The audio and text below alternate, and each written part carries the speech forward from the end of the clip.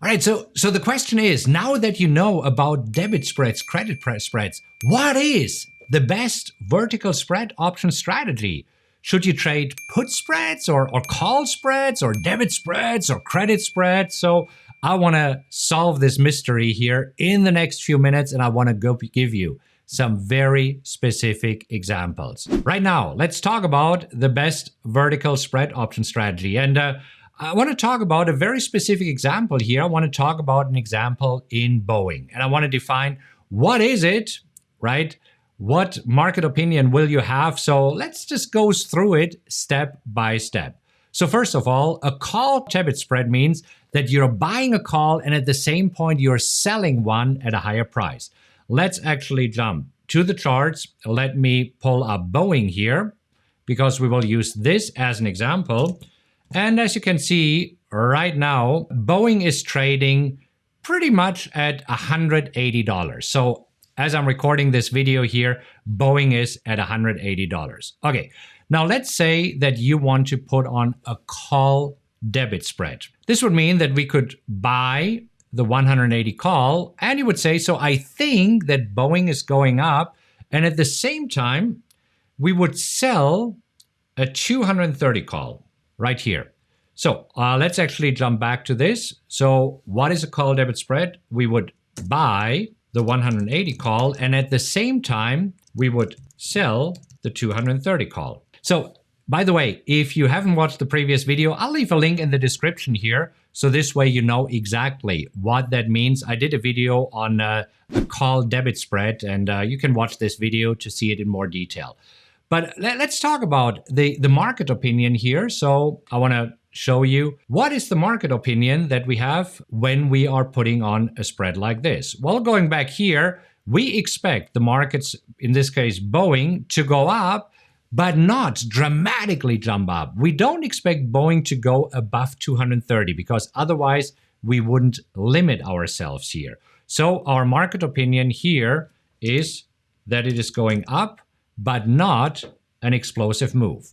Now let's talk about a put debit spread, and I want to show you exactly what that is. With the put debit spread, we think that the market will go down. So here, in this case, Boeing, we might buy 180 put, betting on a falling market, but then we also think that Boeing is not going much lower than 150, let's say. So we expect Boeing to go down. If this is the case, we would put on a put debit spread. So here we are buying a 180 put, and then at the same time we are selling a put at a lower strike price. So we would sell a 150 put. Okay, so this is debit spreads. We first buy a call or a put, and then we sell another one. Now let's talk about credit spreads here. I did a video on this, so if you need a refresher of what a credit spread is, I'll link to the video in the description. We probably create a playlist here or in the comments here. You will see this as well.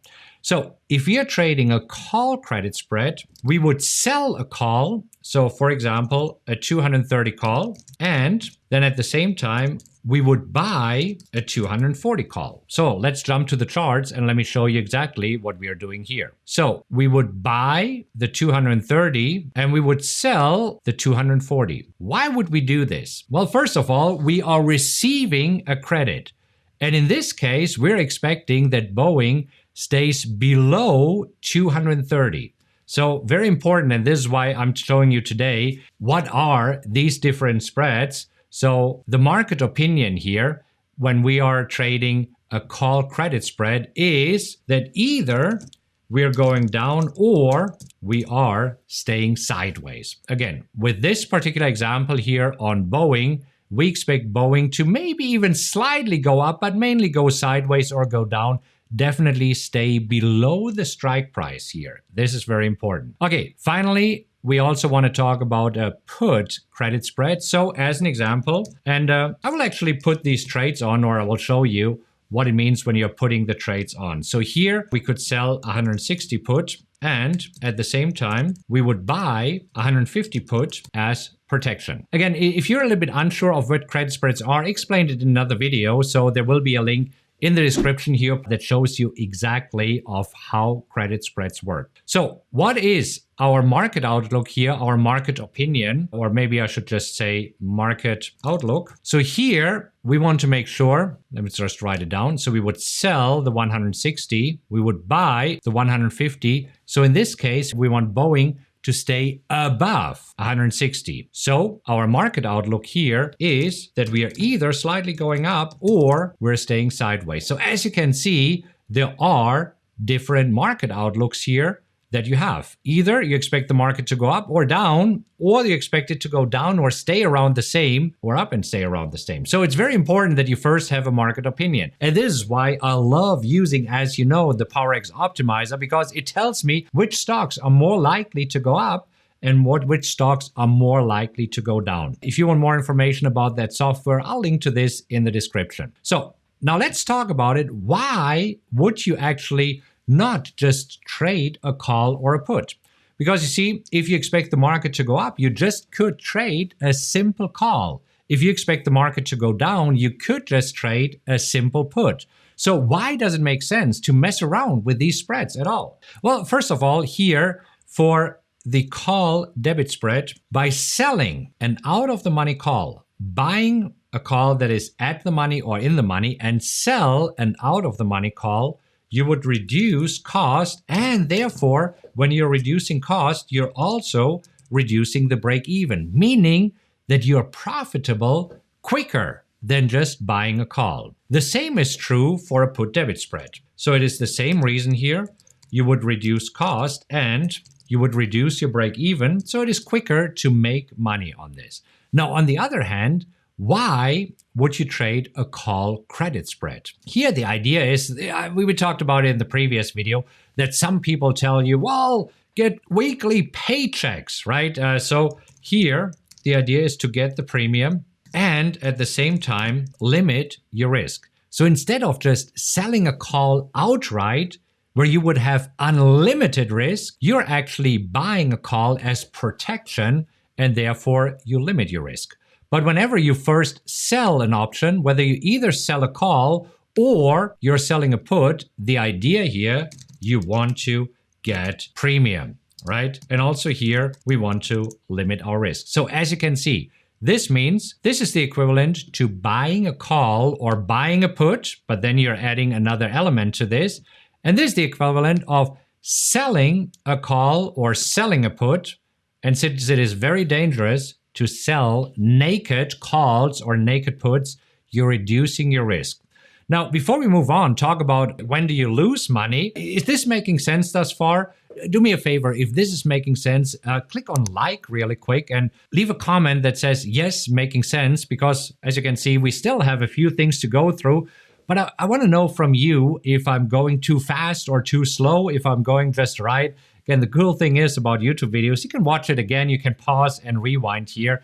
But I want to make sure that we are going at the right pace. So if you're enjoying this thus far, click on like. So let's talk about losing money here. So how could you lose money? Well, again, here with the call debit spread, we expect the market to go up, so we would be losing money if the market, or in this case, Boeing, is going sideways or down. So this is what you don't want to happen. This is how you would be losing money on this one.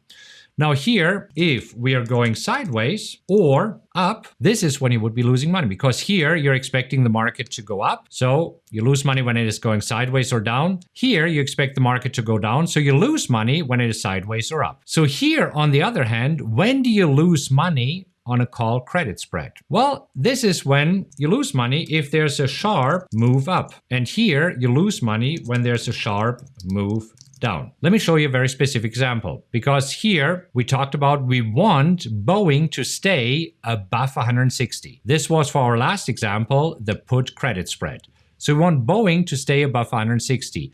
If Boeing plummets down to 140, 130, 120, that's when you're losing money. Now, on the other hand, if you have a call credit spread, and again, let me just show you. So you would actually sell the 230 call and then buy this as a protection. And if Boeing makes a sharp move up to 250, 260, this is how you're losing money. The max risk that you have with the debit spread is the premium that you pay for it. So let's say that you're paying $1.70 for it. It's $170, and that's the maximum that you can lose. Same here. The maximum that you can lose is the premium paid. Now here, on the other hand, if you are trading credit spreads, here is your max risk. The max risk is the difference between the strike prices times 100. So here the difference between 230 and 240 is how much? It's 10, right? And therefore 10 times 100 is 1,000. So here your maximum risk is 1,000. Same here. So as you can see, this is true for debit spreads, that the maximum amount that you can lose is the premium that you paid. And for credit spreads, the maximum amount that you can lose is the difference between the strike prices, in this case $10, times 100, so it would be $1,000. Still making sense? If so, do me a favor, type in making sense. Okay, now let's talk about the max reward. The max reward is exactly opposite. So here, the max reward that you can have on a debit spread is the difference between the strike times 100. So here, what is the difference between these strike prices?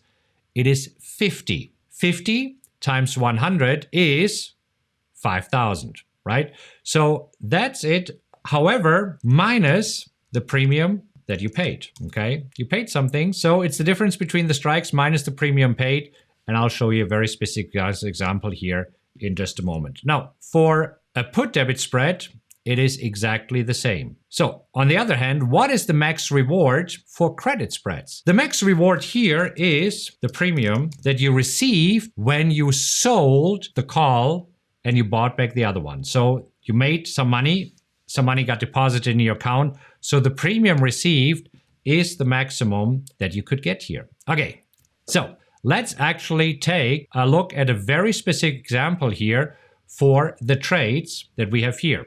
And again, we want to use Boeing here as an example. And I'm jumping onto my Tastyworks account, and we are going to Boeing. And actually, we won't put on the trades, but we'll get ready to submit it so that you see exactly what that means and how much you would risk and how much you would make. So first of all, here we said we want to buy the 180 call and we want to sell the 230 call. So let's do this. We are buying the 180 call, and we are selling the 230 call. There we go. Okay, let's take a look at the analysis here. There we go. So first of all, you see that the margin required is $910. So let's talk about this. Here, the margin required in order to put on the trade is $910. You also see it shows us here what our maximum loss is, and our maximum loss is the premium that we are paying. Right now, we would pay $9.10. Options come in 100 packs, so it would be a $910. That is our maximum loss. So let's put this in. Always remember, our max risk is the premium that we paid. Easy enough, isn't it? Okay, so the max reward is the difference between the strike prices, which is 50, right? Minus the premium paid, minus 910. So how much is that? It would be $4,090. $4,090. Math. It's not an exact science. It actually is. Anyhow, so as you can see, the max profit here is $4,090 because we have a strike price of 50. So difference between the strike, 50 times 100 is 5,000 minus the premium that we paid, minus 910 is 4,090. This makes sense? Okay, I just thought with specific examples, it gets a little bit easier. Okay, let's put on a put debit spread. What exactly do we want to do? We want to buy the 180 put and sell the 150. So we are buying the 180 put and we are selling the 150 put. Okay, now, surprise, surprise. Okay, this does not happen often, but here we have exactly the same risk. It is $910. Okay, this really is a coincidence. Usually, it is a different price. Anyhow, $910 here. So as you can see, this is the margin that is required. It's also our maximum loss. And our maximum profit is $2,090. Why is this? Well, again, it is the difference between the strike prices here, which shows 180 and 150, meaning the difference is 30 times 100, 3,000 minus 910 is 2,090. Okay? And again, the margin required is $910. Okay. So far, so good. Again, coincidence that these are the same numbers. I am surprised myself. Okay, let's get rid of these and let's move on to give you more specific examples here of actual trades that you could put on right now based on the opinion that you have on the market here. So now, here we want to sell the 230 call and buy the 240 call. This would be a call credit spread. So sell 230 and buy 240. So this means that we are receiving 35 cents. Not a whole lot, right? Again, times 100. So it is $35. As you can see, not really too sexy here. And this is also our maximum reward. So our premium received, our $35 is the maximum reward. Now, how much margin power is required here? How much buying power? $965. This is what our broker tells us here. So it's $965. So very similar in terms of margin requirements. It is very similar, but take a look at this. The maximum risk here, again, is the difference between the strike prices. So this is 10 times 100. So it is 1,000. But since we already received $35 as our premium, we keep this regardless. So it is $965. So $965 here is the maximum risk. Now you already see something very important. Here you have a lower risk and you're trying to make twice as much money, or in this example, 4 times as much money as you risk. Here, on the other hand, you have a very high risk and a small reward. Now, on the other hand, here, the probability of profit is 94%, so it's very high. So it works until it doesn't. And this is why these credit spreads are very, very popular amongst traders, because it is winning trade after winning trade after winning trade. But as you can see, you need 20 winning trades and then 1 losing trade can wipe everything out. So don't fall for the hype where some people say I have a 95% winning percentage. Yeah, of course. If you always try to only get $35, risking $965, that can happen. You need a 95% winning percentage. Otherwise, it's not profitable at all. Okay, let's move on to the last one here, just so that we can put it on and that you see the differences here. So now we are talking about a put credit spread. So I'm deleting the legs here. And what we want to put on is we want to sell the 160 put and buy the 150 put. So we are selling the 160 put. So sell the 160 and buy the 150 right here. So this is where we get $1.63 times 100. So it is $163. So this is already a little bit better here. $163. Our margin requirement will be the same as our risk. Because as you can see, our risk here is 10 times 100. So we're talking about 1,000 here. But since we receive $163, our risk, our maximum loss is capped at $837. So $837, and this is also the margin requirement. Now, as you can see, this risk-reward ratio here is slightly better than this one. But as you can also see, our probability of profit went down from 94% to 76%. Anyhow, so I wanted to make sure that I show you, we're coming back to the spreadsheet here exactly, the differences between all these different spreads. And the question now is, which one is the best spread to trade? So if you look at this, call debit spreads and put debit spreads are actually adding one layer or one leg to just simply buying a call and buying a put. They're reducing your break even and they're reducing the cost. And I still like to have this nice risk reward ratio of risking $910 trying to make $2,090. So I personally prefer trading these debit spreads here over credit spreads. Because when you're using credit spreads, yes, it is very attractive with a very, very high winning percentage, but as you can see, you're risking way more than you make. Your risk reward ratio in this case here is what? 1 to 25. So you're risking 25 times more approximately. Again, math is not an exact science. It is. Anyhow. And here we're looking at 327. So probably a 1 to 5 risk reward ratio. And to me personally, this is not appealing. Now, of course, only you know what's best for you and your account. I just wanted to give you this overview so that you can make an informed decision of which of these vertical spreads are best for you in your situation. And I also want to show you that you don't fall for this hype where somebody says, receive weekly paychecks or receive monthly paychecks. Yeah, you're receiving $35 and then when you're wrong, you might lose $965. Again, this is just one example. There's many examples, but I hope this helps. If it does, consider subscribing to this channel because then you get informed whenever I do a new video like this. If you enjoyed this video, you might enjoy other videos of me talking about other videos. There's probably a few popping up on the screen right now. Recommend that you watch any of these videos and I'll see you in the next video.